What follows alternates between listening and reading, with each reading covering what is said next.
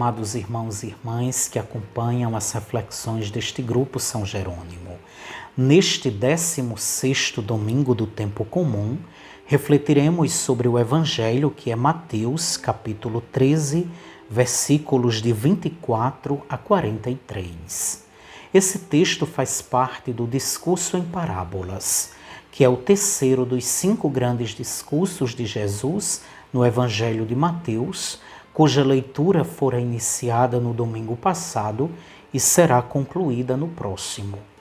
O tema desse discurso é o reino dos céus, o qual é apresentado a partir de comparações distribuídas em 7 parábolas ao longo de todo o capítulo 13.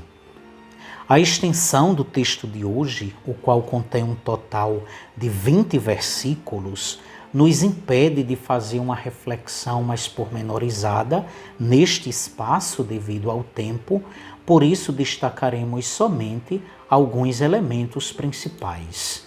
O texto contém 3 parábolas, a do joio e o trigo, a da semente de mostarda e a do fermento.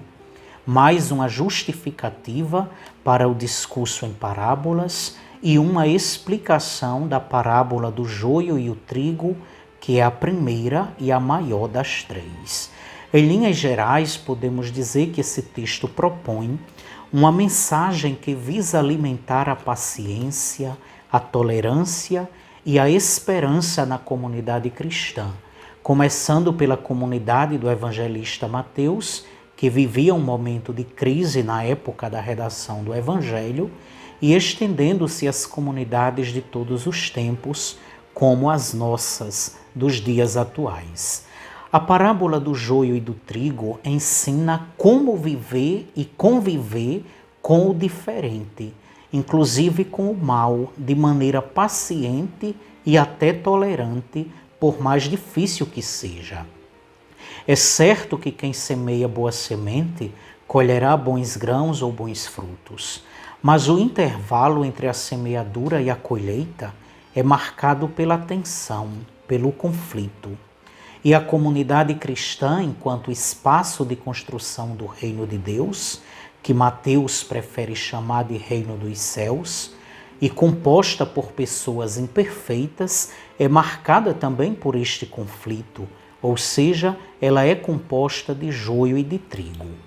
Diante disso, há o risco de alimentar-se um puranismo ingênuo e excludente, o que é inaceitável para Jesus. A tendência é que algumas pessoas se sintam o trigo, o lado puro e bom, excluindo e até condenando aos demais, incitando ódio e violência.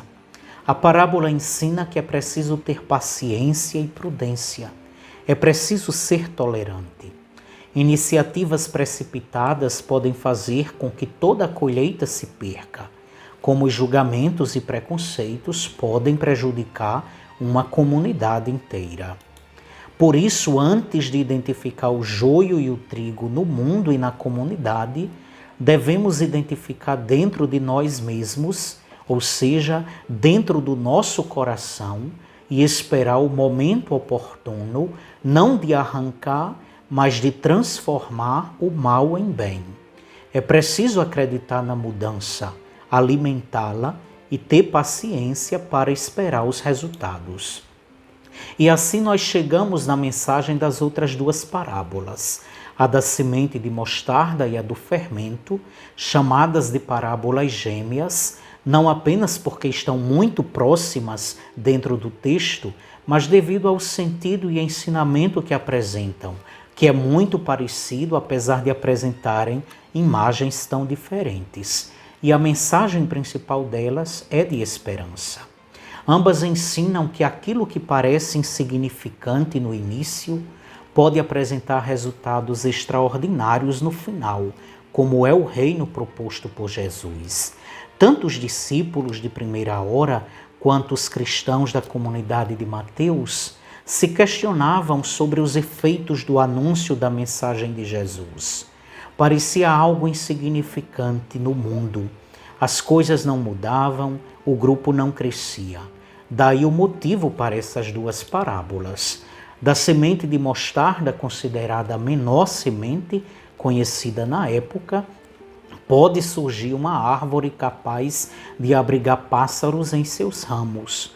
O importante é que seja plantada e cuidada, para os resultados surgirem um dia. Com essa imagem, os discípulos de todos os tempos são advertidos a não alimentar sentimentos de grandeza e nem triunfalismos em relação à igreja.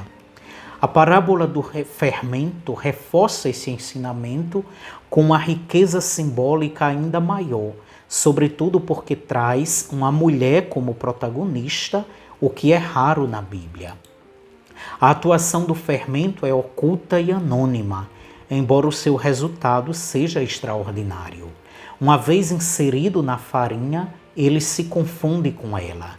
Ninguém vê a sua ação porque ele transforma a partir de dentro, fazendo crescer a massa. Apesar de compreender apenas um versículo, o versículo 33, talvez essa seja uma das parábolas mais revolucionárias de Jesus e uma das que melhor expressam o sentido da presença cristã no mundo. Por isso é uma imagem privilegiada do reino. São os gestos pequenos e simples de pessoas humildes e marginalizadas, como era a mulher na época do texto, que podem transformar o mundo e torná-lo apto à vivência do Evangelho. São os pequenos e humildes os agentes privilegiados de Deus para introduzir o seu reino no mundo. É preciso, portanto, acreditar na força transformadora dos pequenos e humildes, com esperança, confiança e humildade, pois é neles que a grandeza de Deus se revela. Tenham todos um bom domingo e que Deus vos abençoe.